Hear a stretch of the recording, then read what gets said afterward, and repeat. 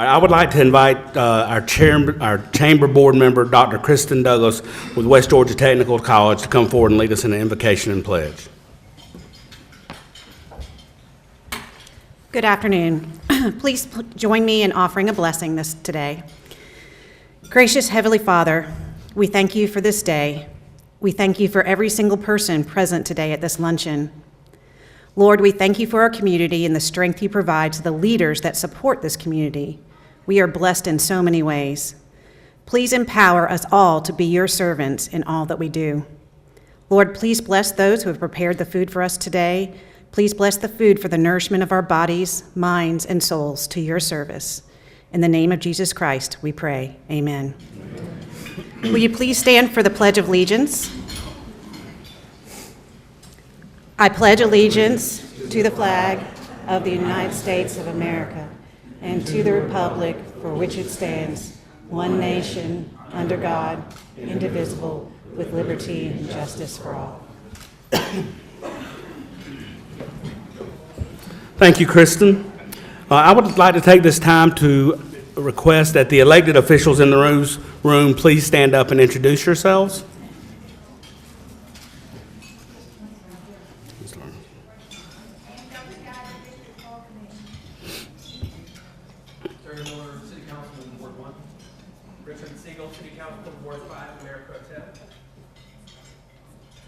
Vice Chairman, Board of Commissioners, Kelly Rogers.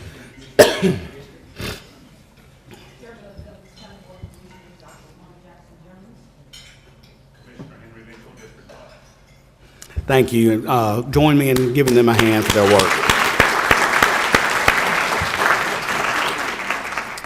Next, I would like to ask our chamber board members to stand up and introduce themselves.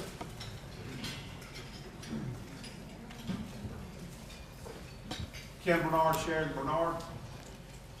Joel Strauss, WSA. Rachel Rain, Douglasville, Trenton, North Superintendent. Chris Pumphrey, Douglas County Economic Development. Tom Williams, Haggard, State. Kristen Douglas, West Georgia Technical College. Karen Houston, Grayson. Tanya Jackson, Raymond. All right, next I would like to invite our chamber diplomats, if they would stand up as a group and be recognized. We've got a couple of them.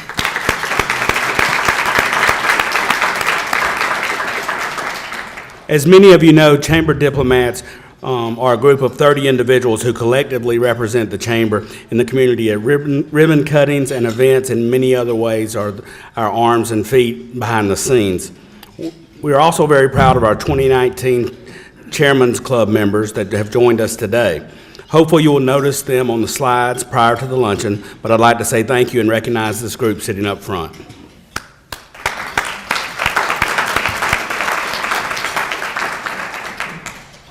The Chamber would also like to introduce our newest 2019 Chairman's Club member, Ms. Charlene Craig, Senior Vice President with SunTrust Bank. And we're going to invite her to say a few words.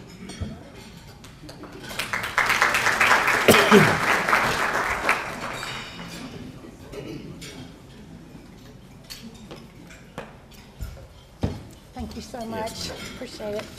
Thank all of you, and I appreciate the opportunity to be here today. And my colleague Keith is here as well too. Keith, I know you know lots of people in the room. As you can imagine, I'm sure by now all of you have heard the announcement that was made Thursday. So what I was originally going to say kind of changed courses, but first and foremost, I am personally glad to be able to spend more time back in the county. I had recently served on the Clayton County Chamber of Board, and so that had taken a lot of my time and had not been able to devote as much time to Douglas County. And I love Douglas County. I bank a lot of the county people, and from a standpoint of relationships, I know Keith has a lot of relationships with the business side of the house, but again, just looking forward to being able to jump back in, meet those of you who I don't know, and be involved in a passionate way back in the county as a give back. Related to the merger, we don't know all of what's going to happen, but we anticipate the merger of SunTrust and BB&T to happen toward the end of the year. We both feel very passionate that this is a great thing for not only our teammates, the financial industry, but each and every community in which we are residents to. From a standpoint, together we'll be able to do more within the communities. So we want you to be on the lookout for what you need from us, because again, we are very excited about the combination of the merger to come, and we feel like we'll be able to do more within the communities in which we live and work.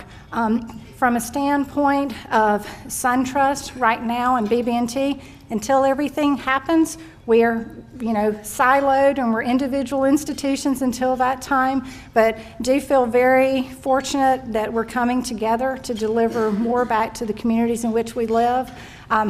Very excited about being part of the Chairman's Club now and just jumping in feet first with everything that we can do. But if I can be of any service to you personally, myself, Keith, or our branches here, please stop by the branches or contact me. Our name and number will be on the website. And again, thank you very much for having me today. Appreciate it.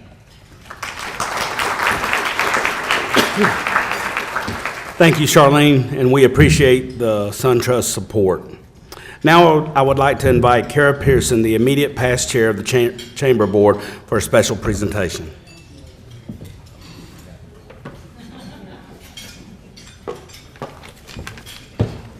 All right, good afternoon.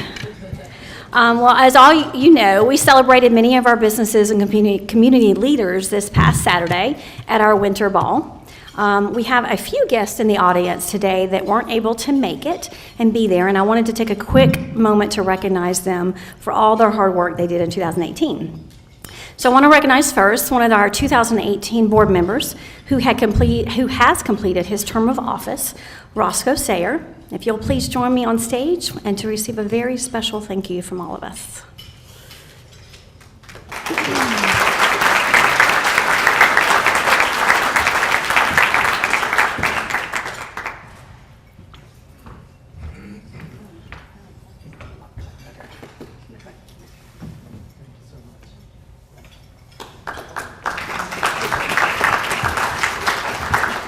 Well, in each year, the outgoing chair has the privilege of recognizing one member of the board of directors who has met all the expectations and provided outstanding service to our organization. This decision is very tough for me, having such a great team of board members, but I have chosen to give this award to an individual who has constantly gone above and beyond the call of duty. This year's recipient has truly stepped in and helped bring a community vision greater than just the chambers to the reality this year. His tireless work on the creation, coordination, and implementation of the Community and Economic Development Strategic Plan has not gone unnoticed. The dedication shown by this individual led to the inaugural Co-Starters Cohort, which graduated 9 participants who have the vision of starting a business in Douglas County. His heart for chamber work and helping drive our organization towards positive change is truly inspiring to all that know him. Ladies and gentlemen, I am honored to present the 2018 Chairman's Award to Mr. Chris Pumphrey.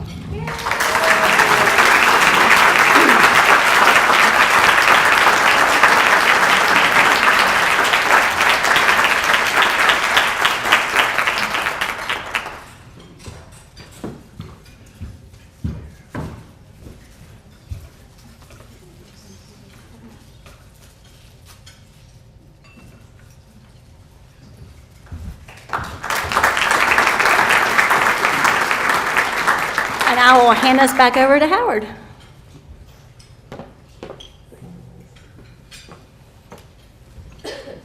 Thank you, Kara. At this time, I would like to invite our luncheon sponsor, Mr. Shannon Hill, with Executive Director of Nursing for Wellstar Douglas Hospital, coming forward and say a few words.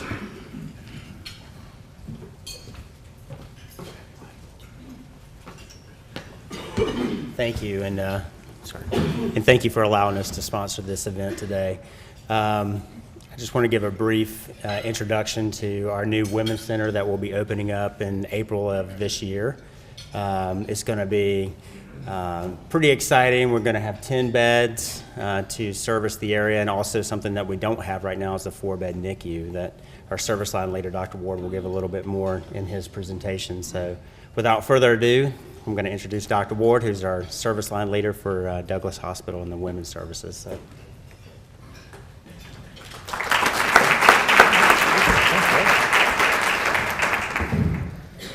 Good afternoon, everybody. Thank you all for being here. The development of the Women's Center, which will be completed April of this year, has been a tough project, but one that is now finally coming to fruition thanks to numerous people in this room today, including Ms. Trinette, who's our labor and delivery nurse manager. She's kind of the boss lady, is what I call her.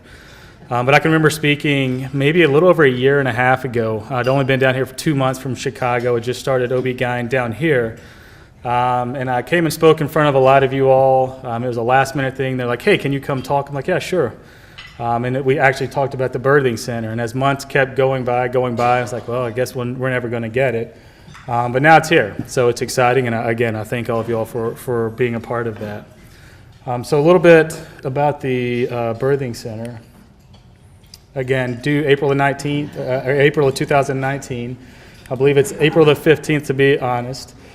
This is the group of OB-GYNs, including myself. We're the only OB-GYNs that deliver at our hospital, which is something most patients that we see consider pretty special, because they know that there's not going to be a random physician coming in the middle of the night saying, hey, I'm here to deliver your baby, which is comforting.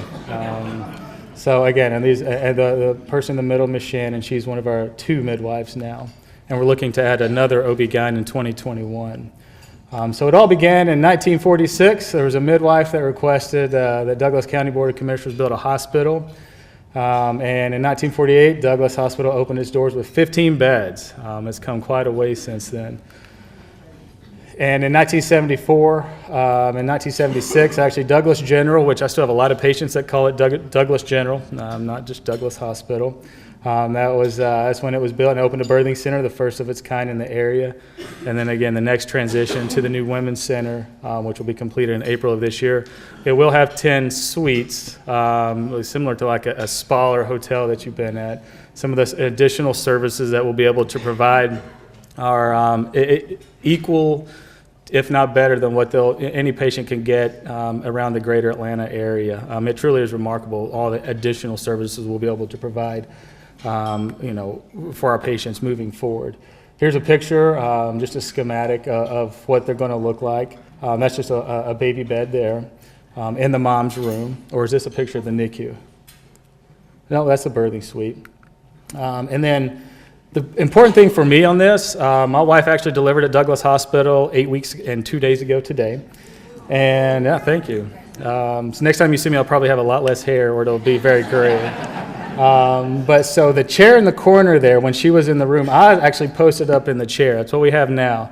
And trying to sleep on that thing is almost impossible. So we have this new couch that transforms into like a sleeper bed, which, I mean, I would have loved to have that. So it's something small, but for people like myself, it's huge. Another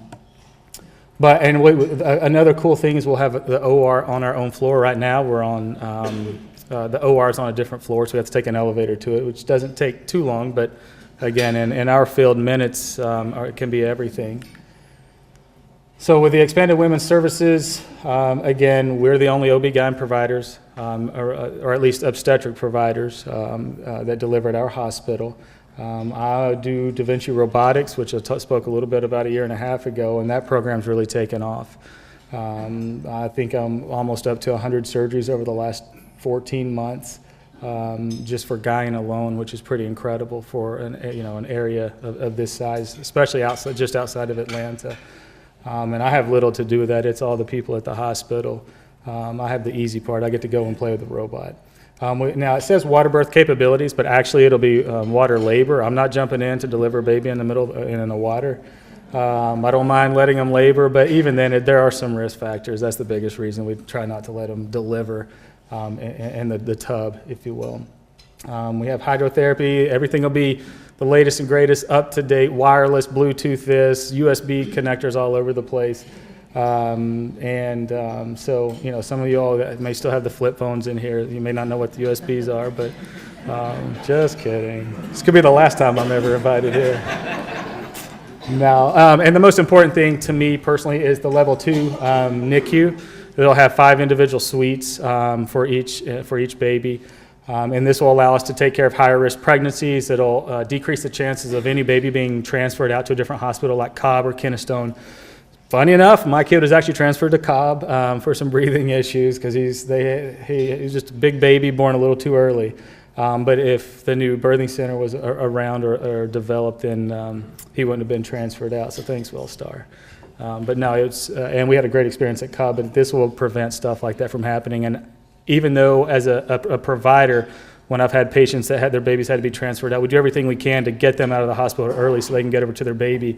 But when it hits, affects you personally, and more so my wife, that's when you really appreciate how important it is for that, first mother to baby time, something that you can't take away, you can't get it ever again. So we will have expanded newborn radiology services, again, private rooms, inpatient and outpatient lactation consultants, donor milk program, which is becoming more popular, and overall, again, the quality of care has always been there. This is a really bad analogy, but I'm going to try to let you all see where I'm coming from.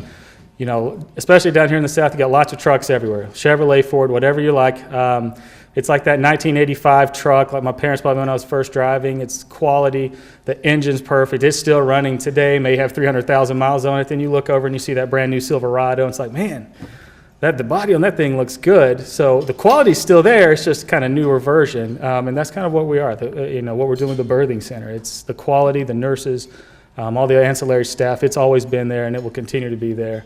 But now we have newer facilities, more advanced facilities, and able to offer a few more extra amenities for these patients, which they deserve, and Douglas County deserves. So, thank you all. If you want to schedule an appointment, there's the number. So I appreciate it. Again, thank you all for being here. Looking forward to probably speaking again in about a year with all these pictures and stuff of the new birthing center. And I'm sure a lot of you all will probably be at the grand opening. If not, you are formally invited. So thank you all.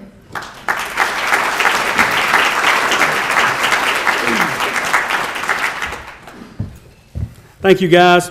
We appreciate Wellstar's support in making today's luncheon possible. It is now my pleasure to introduce today's keynote speaker, Scott Haggard. Scott serves as Director of Government and External Affairs for the Atlanta Region Transit Link Authority, also known as the ATL, as well as the State Road and Tollway Authority, Georgia Regional Transportation Authority. He provides leadership for building and sustaining effective relationships with elected and appointed government officials, partner agencies, and key constituents. Scott has had extensive career in government and public policy, previously working with Atlanta Regional Commission and MARTA. Scott holds a Master's of Public Administration degree from the George Washington University and a dual Bachelor of Arts degree in Political Science and Journalism from the University of Georgia. Please join me in welcoming Mr. Scott Haggard.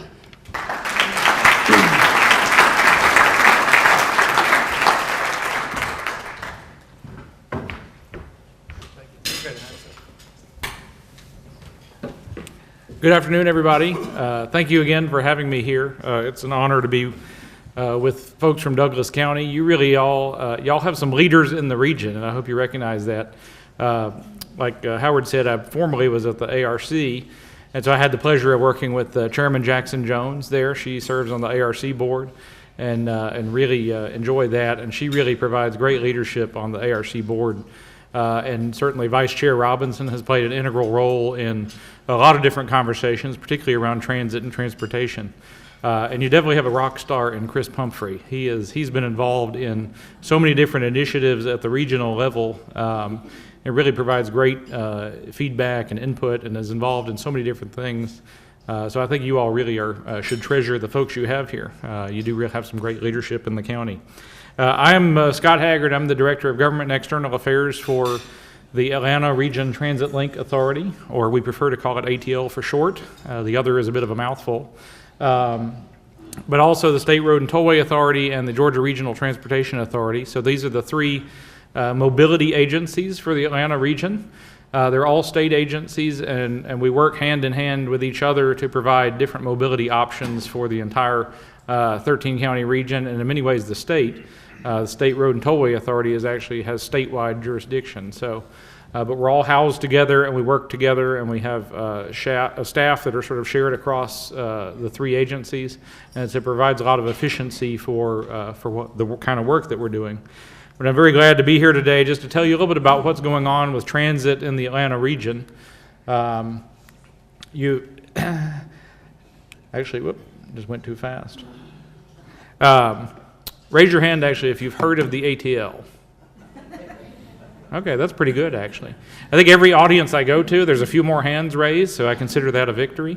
When a lot of times when I mention the ATL, I think people think of the airport, and so we're not that, but we are a new state agency that was created, and I'll tell you a little bit about that. But I always like to go back and talk a little bit about like how we got to where we are with transit, because I think a lot of people don't realize the long history of transit and transportation in the Atlanta region and the city of Atlanta, surely. So the history of transportation or transit in Atlanta goes back to 1871, which is when the first streetcars were in the city of Atlanta. And if you look at 1926, there were 96 million trips on streetcar happening every day, or every year, I should say. And that was when the city of Atlanta had a population of 250,000. So if you think about that, there was a great deal of use of these services, the streetcar services. If you want to compare that to today, MARTA has an annual ridership of roughly 130 million. And so if you think about the streetcar, almost had as many riders as MARTA does today. But of course, everybody knows the history of transit and the commuter rail and streetcars. We tore them all up in the 40s.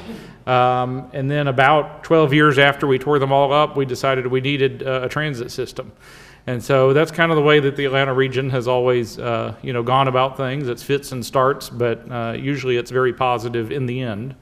But if you think about 1961, when the Atlanta Regional Commission said that we needed rapid rail, if they had built 60 miles of rapid rail in 1961 or the 60s, it would have only cost $200 million.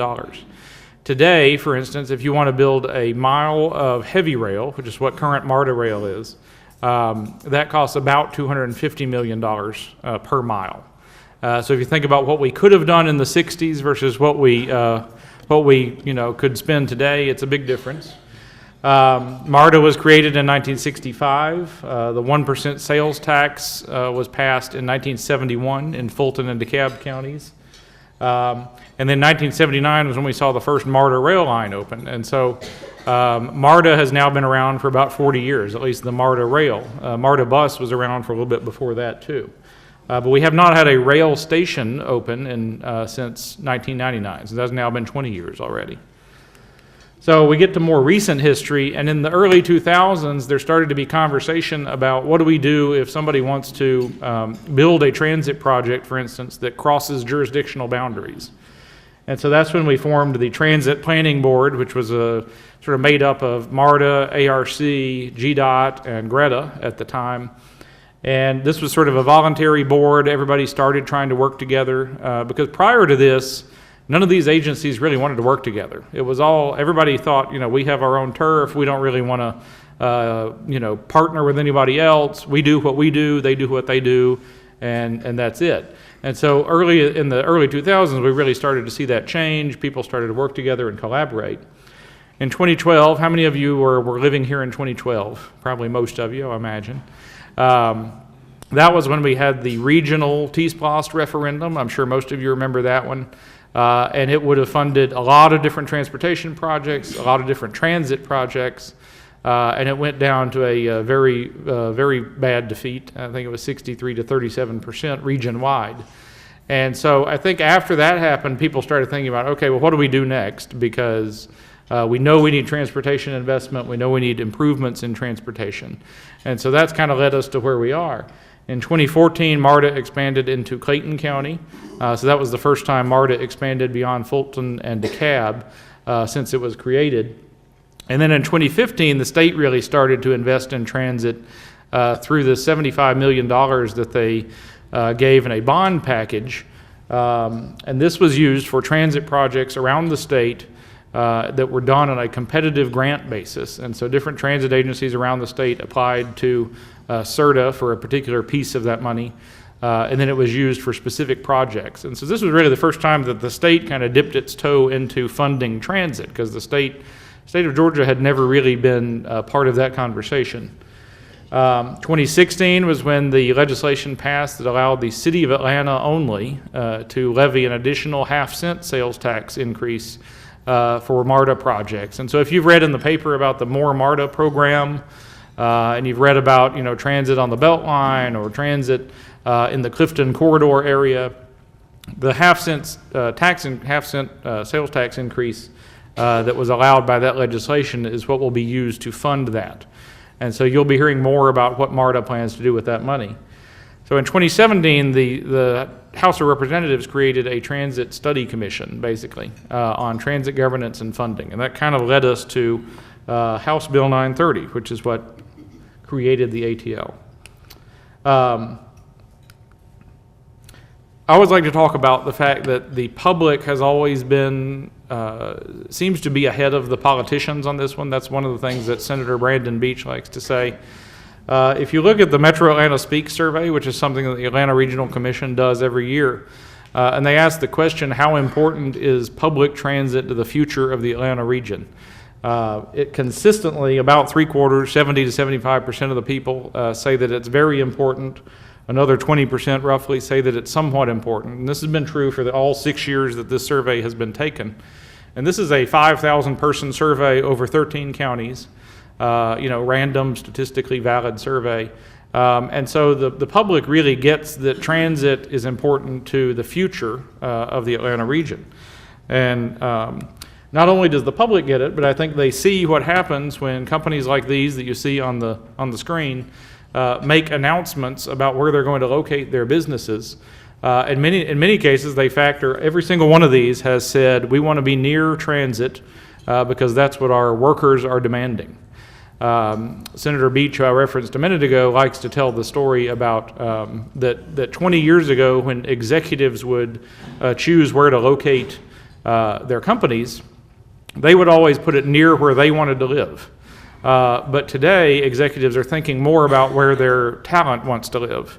And many of those workers are millennials, and millennials do seem to have a preference for, walkable urban environments, mixed uses, and with ready access to different mobility options like transit. And so that we're seeing all these companies that have made decisions in recent years to locate near transit. So that kind of changed the conversation in the state, in the Georgia legislature, and sort of put us in a position where we could have what we have today. And so that is the ATL. House Bill 930 that passed the General Assembly last year was signed into law by Governor Deal on May 3rd, so we're very new. But we are a unifying entity for the Atlanta region to ensure coordinated transit planning and funding and increased transparency around all transit. This has been a conversation for many years, even decades, about sort of having a more regional transit system, a transit network. And so the ATL is really a response to that. Governor Deal, you see there, signed it into law. Chairman Kevin Tanner, who's the one on the left with the yellow tie, he was the sponsor of the legislation. And interestingly, a lot of people are surprised to find out he doesn't even live in the Atlanta area. He lives in Dawson County. And he felt it was such an important step for the state to take to have this, which is why he championed the legislation, because he recognized how important it was to the Atlanta region and therefore the state's economic future to have an organization like the ATL. And then Senator Brandon Beach, who I mentioned there on the right from North Fulton, was also very much involved in the process. So when we think about what the ATL is going to bring to the table, really what we're about is connecting mobility options. Counties that have transit systems and that maybe in the future other counties may want transit systems will be a place where we can coordinate all of those services. I know Douglas County is starting up a transit system, Connect Douglas, and you're already working with Cobb County about where it can intersect and different locations so that people can ride, can easily go from one system to the other. That's the kind of thing I think that the ATL will be looking at. How do we make all this work together into a more seamless experience for the customer? And so we're excited about that. We can also partner with existing transit agencies that are already out there. In addition to MARTA, which is the one that everybody thinks of, Cobb County has a transit system, Gwinnett County has a transit system, Douglas is starting one up. There's a small one in Cherokee County. The state has the express commuter bus system, which runs in 12 of the 13 counties. And so there's already a lot of transit out there, and we'll be there to help coordinate and make it better for the customer. And then finally, as I mentioned, economic development really is at sort of at the top of the agenda, so that we can tell potential economic development clients that we really have our arms around this issue, because we recognize transportation is a problem in the Atlanta region, and that having something like this in place shows that we are ready to roll up our sleeves and do something about that. So this is just some data on Douglas County, and of course there's a lot here. I won't dwell on it, but the main thing I wanted to emphasize is that you all are growing. I mean, which Douglas has experienced great growth over the past few years. You have a significant daytime population. Folks come into Douglas County to work who may not live in Douglas County, and we see that throughout the Atlanta region. People don't just stay in their county, every day. People travel across counties, and so for us to be able to look at transit issues and transportation issues across jurisdictional boundaries really is an important thing for us to do. Some additional data on Douglas. One of the things that when you start thinking about transit and why transit is important, you look at the age profile over here. We see this across the region, we see it across the state and the nation. We have a lot of folks who are entering the 65 plus category. All the baby boomers are now aging, and we have a lot of millennials. So we have two sort of subgroups of demographics that are either interested in or could benefit from transit options. And people like me who are, I think I'm called Generation X. There's not as many of us, so it seems like everybody forgets about us, but that's okay. We're excited to try to talk about options for everybody else. But I think this is an important factor when it comes to transit. In the future, folks 65 plus are going to need ways to get around, and I think transit can fulfill that need certainly better than almost any other option. And then one of the things I wanted to focus on here is that this is for Douglas County specifically too. And this comes from data from this over 2012 to 2016, but you see only 0.7% of folks in Douglas County took public transportation to work. I think that's something that clearly having a new transit system here in the county to provide more people with options will be significant, and you'll really be able to move the bar into not only the types of jobs that people can get to, but the types of jobs that maybe people from outside the county who want to come into Douglas and work can get to. So specifically about the ATL, we are really sort of five things. We are a regional governance body, essentially. We are a regional transit planning entity. We are a regional funding entity. We will get into regional branding. I'll show you a little bit about that. And then we interact with the existing operators that are out there. And so I'll talk to a little bit about each of these. This is our board. We had a board that was elected over about a 3-month process, finishing in November of last year. And it's a combination, it's an interesting mix, because the way the legislation was set out, it created 10 transit districts across the 13 county region. And these districts sort of overlap county boundaries. And the idea really was to create a mechanism where the board members could think more regionally and think less parochially about their own county or about their own city, but think across jurisdictional lines. And so we ended up with and then 5 members were actually appointed by state officials. The chair was appointed by the governor, 2 members were appointed by the lieutenant governor, and 2 members by the speaker. And so we have this mix of we have local elected officials, we have business folks, we have an academic, we have people who run community improvement districts. And so it's provided that I would say that this board sort of represents the region as a whole. People coming from different backgrounds, they're very diverse viewpoints ideologically. And so we have very good conversation in the board meetings, of which we have had 2 so far. So we're moving right along. And I think this will be reflective of sort of the conversations that take place around transit in the region. And that's why it's important to have a board like this. So when it comes to regional transit planning, this is one of our core functions. By law, we have to put together a regional transit plan for the 13-county region.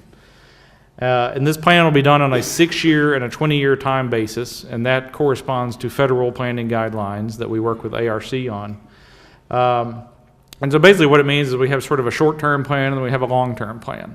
And that's important because when you're thinking about transit, you do need a long-term plan because a lot of transit projects, particularly what they call fixed guideway, which is like rail or bus rapid transit, those take a longer period of time to construct and take a longer period of time to fund. And so it's important to have that long-term future framework there. So after January 1st of this year, according to the law, any transit project that's part of a referendum that a county does, and I'll talk a little bit about that in a minute, any transit project on a referendum list basically has to be part of this regional transit plan that the ATL has to approve. So when we talk about planning, this is kind of this is a document from ARC. You may have read in the news a few weeks ago that ARC recently adopted an update to this, the Concept 3. This just kind of gives you, this is basically aspirational. And so it's thinking about like if the Atlanta region could have all the different transit projects that it could probably use, that's what this map would look like. It does not mean that we have the money to do all this, which is always the stumbling block when it comes to transit. But there is a need out there and demand out there for all these different transit services. And you see there into Douglas County, there's actually a commuter rail line that was part of a previous Concept 3 vision that's also included here. So when we talk about transit, I always like to tell a little bit about, because I think a lot of people don't really think about the different types of technologies that there are for transit. Heavy rail, as I mentioned, that's what MARTA is. The MARTA rail system is heavy rail. And that, has the electrification in the track, and it's mostly underground. And that type of technology is not really used in the United States anymore. It's something that was, it was popular in the 70s, but nobody's really building heavy rail anymore, mainly because of the cost. But then when we think about light rail, that is something that we're seeing across the country. That, in many cases, has the overhead electrification wires. Commuter rail is something that runs on existing train tracks, the same rail that freight trains run on. And then bus rapid transit is another technology that I think we're going to start to see a lot more of here in the Atlanta region. It is a bus, but we try to get away from the word bus and emphasize the rapid and the transit, because it does run on rubber tires, but it would have level boarding like you're getting on a train. You would still pay your fare before you get on. It would have a station, platform, and so it feels very much like being on a rail system. And so a good analogy for it actually is if you're at the airport and you take the train between the concourses, that's actually a bus rapid transit because it is on rubber tires. And so it doesn't feel like a bus, it feels like a train. And so that's really what BRT is like. There's some others that, when you think about buses, there's even distinctions in buses. There's rapid buses, express commuter buses, which is like what the express system runs.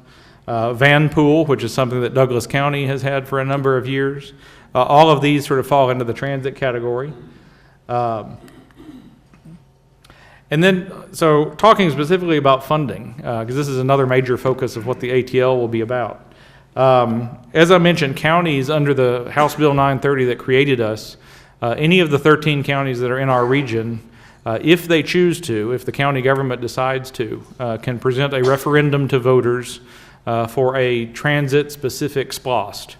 And this is something, it can be done for a longer period of time, up to 30 years, and it can be for any increment up to 1% to fund transit. So if a county chose to put on the ballot something for, say, 30 years, but it was only a quarter of a penny or a half a penny, that's totally up to the county to do. And the reason that you might want the extended period of time is because in order to be competitive for federal funding, you really need to be able to demonstrate a long period of at least 20 years of operating funding that is available through the local source. And so that was an important part of this bill. Now, it doesn't mandate that any county do anything, and so I get that question a lot in Fayette County, as you might imagine. But nobody has to do anything per House Bill 930, but it gives counties options if they choose to use them. ATL is now also the what's called the designated recipient of federal funding that comes in for transit. And so we get a certain amount, the Atlanta region gets a certain amount of funding each year from the federal government for transit. And so we are now the official entity that will sort of disperse that out to the different transit agencies. And it's mostly by formula, so there's not a lot of leeway in who gets what, but it's pretty much designated by the federal government. But that's an important role to play. And then like I said, if the state chooses to invest in the future in transit, then the ATL will be there to sort of be the recipient of that. The state has never had a place to direct state funds to, a transit entity to direct state funds to, and so now they do. Whoops. So when we talk about branding, just kind of wanted to give you an idea of sort of what we mean by that. The law says that the regional transit plan has to include the creation of a unified brand. And then very specifically it says that MARTA equipment has to have the ATL logo on it. And so starting January 1st of this year, any new MARTA bus or rail car had to have the ATL logo on it. And so I'll show you, the next picture is actually a picture of a MARTA bus with the ATL logo on it that you'll actually already see if you're traveling downtown. You might see a MARTA bus with the ATL logo on it already because they put in a new bus order in January. But after 2023, the ATL logo has to be on all MARTA property. And so by 2023 is when I think we'll be having conversations between now and then about how do we make this branding work. If you ask Senator Beach, his goal is that everything is branded ATL throughout the region, so that you can get on an ATL train at the airport and then transfer to an ATL bus somewhere else in the region, and the customer really feels like it's just one connected network and system. These are just mock-ups of what maybe the express buses will look like that are run through CERTA. We don't have any of these out there on the road yet, but just to kind of give you an idea of what we're thinking about as far as the ATL usage goes. This is a picture of a MARTA bus that actually is currently in operation, and so you see the ATL logo there in the back of the bus. And so this is how MARTA is deploying the co-branding, if you will.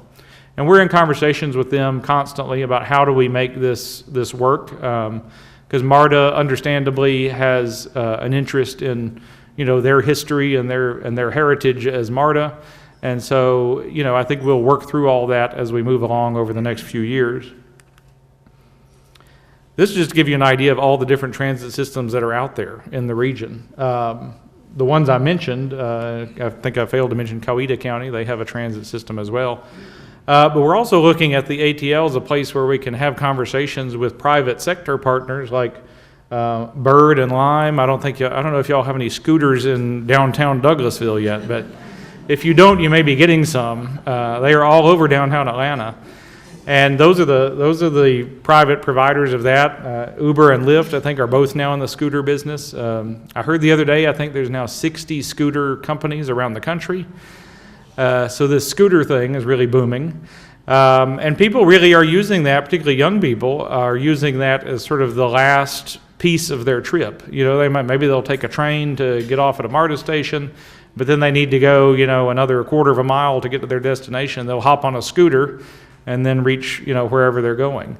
Uber and Lyft are used in many of the same ways. I think in the future, people are going to be taking trips. And they're going to be using multiple modes on the same trip. So they may take a train, then they might get on an Uber, And so I think the way that we think about transportation and mobility in the future is going to have to shift from the way that we've thought about it in the past, which is that you just take your car or you just take MARTA, things like that. Certainly for people of a certain generation, a younger generation, are thinking about it differently than the rest of us are. So, finally, I just wanted to touch on sort of the next things that we'll be doing as an ATL. We are currently going through a process to develop the regional transit plan, so we will have a regional transit plan before the end of 2019. We're hiring staff. We are a bit of a skeleton crew at the moment. We have 7 staff, so we have a larger board than staff right now, so that's an interesting situation to work through. But we're establishing some working groups. We've now got board committees that deal with technology, legislative, marketing and communications, and then sort of administrative governance type matters. And so the board members have been broken up into those committees. And then we'll be working on sort of policies that are, in the end, we want to bring about things that help the customer and help the consumer. And so if we can bring about regional policies that deal with things like having mobile apps that cross, that work across different transit providers to make it easier for somebody to look up a trip on their phone, figure out how to get from point A to point B, even if it involves getting on multiple different transit systems, then that's something that the ATL could take on. And then we'll be working with all the different transit agencies around the region, including Douglas County, on anything that they might need as far as assistance and starting up a system, various things of that nature. And so moving forward, we just want to be a resource for the entire 13-county region in the area of transit, and certainly hope that we can fulfill that mission, or the mission that the legislature had in mind for us when we were created. And so I think that's it. I'm happy to take any questions if there are any, but I very much appreciate the opportunity to be here with you all and kind of share a little bit about what we're doing at the ATL.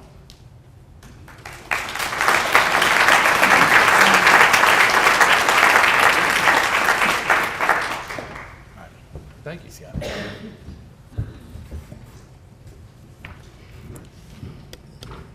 Thank you, Scott, for taking time out of your busy schedule to be with us today. As a thank you for your speaking, a contribution will be made in your name to the Chamber Board Scholarship, which funds a scholarship for a graduating high school senior each year.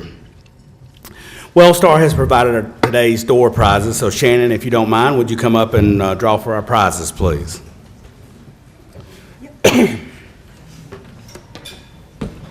And before we get started, I want to give some recognition to Trinette Dunbar, aka the boss lady of the Women's Center. I want to just have her stand up. So if you're at the unit, she's the face of our unit, so just want to give you congratulations. All right, first lucky winner. Is this for the car? For the car, yeah. Yeah, okay, just checking. All right, so it's 198864. All right, come on up.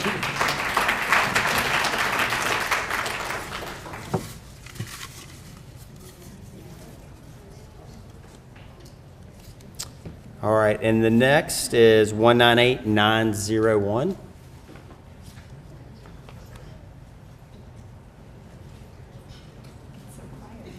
Chris is digging. Got real quiet.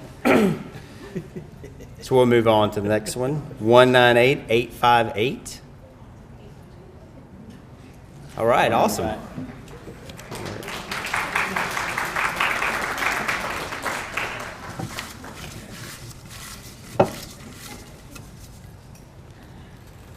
All right, and the last one is 198886.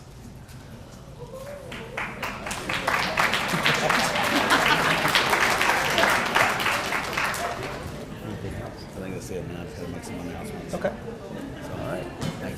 No problem. Let's throw this back in. Yeah.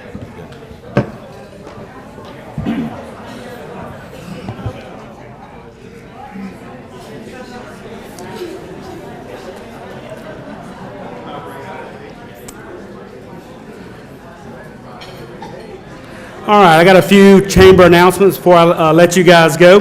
The chamber is excited to announce Celebrate You, a women's event on Thursday, March 7th at the Riverside Epicenter.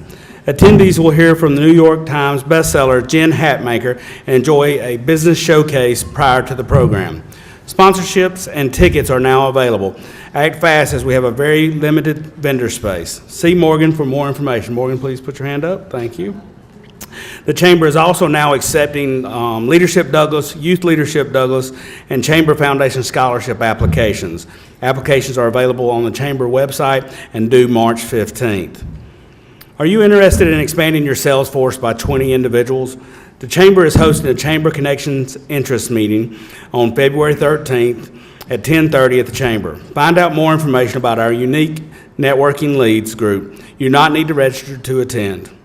Learn all the tips and tricks with Excel with our 2 workshops. Excel Basics will be held on February 27th with a follow-up Excel Advanced workshop on March 6th. Registration is $39 for one workshop and $69 for both. Please register on the Chamber website. Thanks again to Scott for joining us today, Wellstar Douglas for sponsoring us today, and Greystone Power for their naming sponsorship. Y'all have a great day. Be safe.